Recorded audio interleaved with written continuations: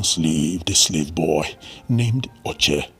His master was very cruel and often would beat him with a big stick. This maltreatment continued until one day Oche decided he could not take it anymore. So he made up his mind to run away. "I would leave this dreadful place," the slave boy said to himself after a terrible beating from his master.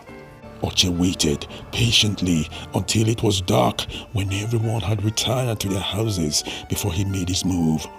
He knew what he wanted to do was very dangerous because if he was caught, he will be put to death. As soon as the coast was clear, Oche quietly slipped out of the house without any soldiers on guard seeing him. Not long after, Oche found himself in the middle of the jungle, lost and could not find his way, but continued to run, determined to put good distance between him and his cruel master. After running for a while, he became tired and had to rest.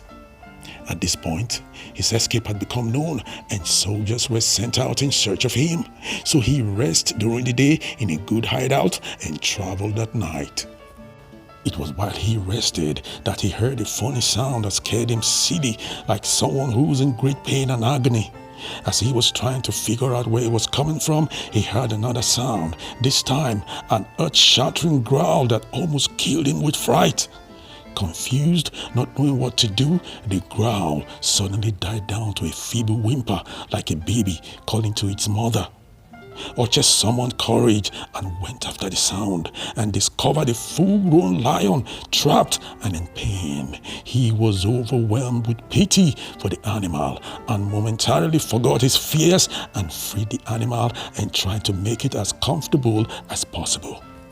Both Oche and the lion became great friends and both spent quality time in the forest together. Soon, however, both friends had to part and go their separate ways. It was an emotional goodbye for the two friends. Not long after, Oche was captured by the soldiers and put in prison and eventually thrown in the lion's den to be devoured. It was always a big spectacle in the town whenever this ritual takes place because it only happens once in a long while. The lion, obviously hungry, charged at Oche with fangs and paws, growling. The crowd held their breath in suppressed whisper. But as soon as the lion got close enough, it suddenly halted.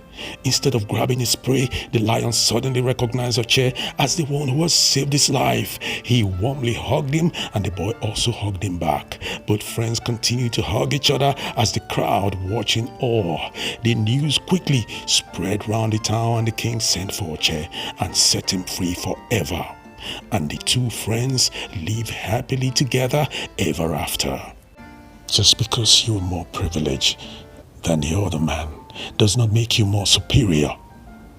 No matter an individual's class or status, they are there to fulfill a purpose and not to be treated like beasts of burden. What measure of love and compassion we show to our fellow man will be served us in even greater measure when we least expect. One good turn deserves another. Please subscribe.